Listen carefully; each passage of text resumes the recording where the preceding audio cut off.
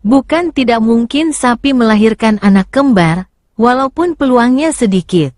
Secara persentase, peluang sapi betina melahirkan anak kembar antara 0,5–9%.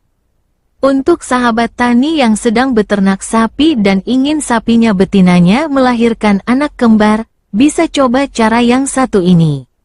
Apalagi, sapi betina secara alami biasanya melahirkan seekor anak per tahun. Berbeda dengan hewan ruminansia lainnya seperti kambing yang bisa melahirkan kembar 2 atau 3. Tentu saja hal ini menjadi salah satu kendala dalam meningkatkan populasi sapi. Namun demikian, bukan tidak mungkin sapi melahirkan anak kembar, walaupun peluangnya sedikit. Secara persentase, peluang sapi betina melahirkan anak kembar antara 0,5–9%, ujar Inang Sariati dari Badan Penyuluhan dan Pengembangan Sumber Daya Manusia Pertanian, BPPSDMP, Kementerian Pertanian, Kementan. Dalam keterangan resminya belum lama ini. Lalu, bagaimana cara sapi betina bisa melahirkan anak kembar? Jangan khawatir. Dengan berbagai teknik reproduksi melalui rekayasa genetika yang terus dikembangkan, kelahiran sapi kembar untuk meningkatkan populasi sapi bisa diwujudkan. Setidaknya ada 3 cara yang bisa dilakukan, yaitu cara seleksi, memanipulasi produksi, dan dengan cara inseminasi buatan, IB, atau kawin suntik. Jika sahabat tani ingin melakukannya dengan cara seleksi, pilihlah sapi yang memiliki keturunan kembar, baik pada sapi betina maupun sapi jantan. Dengan cara ini, kemungkinan sapi yang dilahirkan nanti juga akan kembar, karena faktor genetis.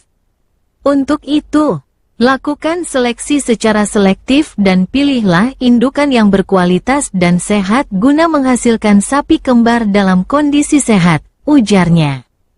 Metode selanjutnya yaitu memanipulasi produksi.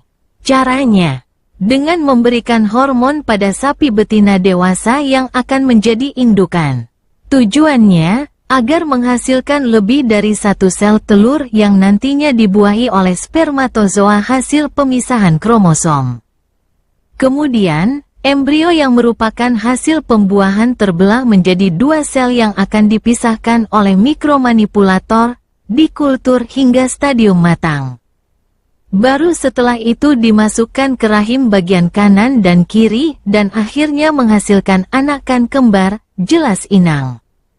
Metode yang ketiga yaitu dengan cara memadukan atau kombinasi IB dengan cara transfer embrio, TE. IB sendiri yaitu memasukkan mani atau semen ke dalam alat kelamin hewan betina sehat dengan menggunakan alat inseminasi, agar hewan tersebut menjadi bunting.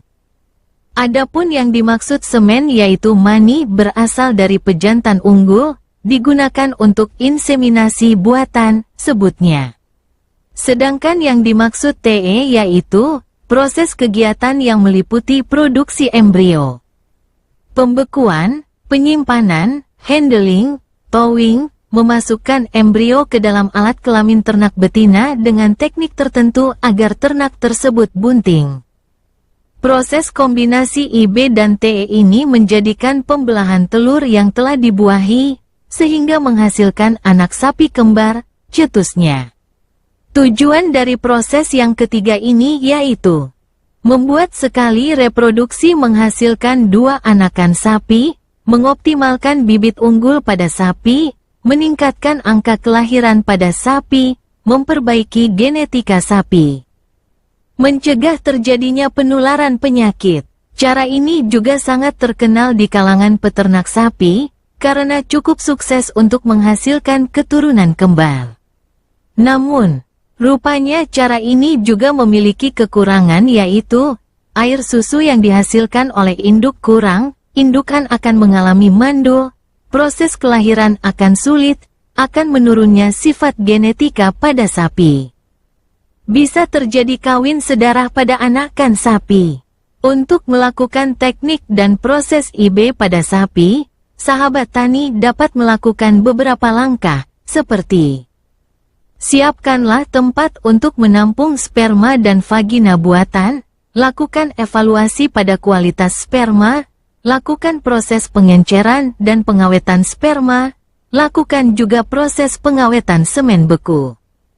Waktu yang tepat untuk melakukan IB pada sapi yaitu, permukaan sudah sekitar 44%, pada pertengahan birahi sudah 82%, pada pertengahan birahi sudah 82%, akhir dari birahi sudah mencapai 75%.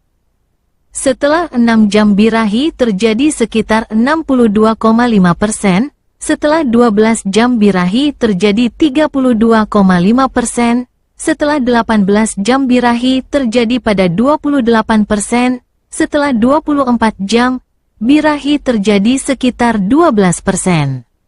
Cara membuat IB yaitu: pertama, masukkan semen yang dihasilkan harus dicairkan terlebih dahulu. Kedua, masukkan air hangat setelah nitrogen dimasukkan. Ketiga, towing dilakukan pada 37 derajat Celcius. Keempat, air pada suhu badan 37 derajat Celcius yang memiliki waktu sekitar 7-18 detik. Kelima, keluarkan dan keringkan menggunakan tisu jika proses towing telah selesai. Keenam, masukkan ke dalam gun dan potong menggunakan gunting pada ujung yang mencuat. Ketujuh, masukkan plastik sheet pada gun yang telah terisi dengan semen beku ke-8.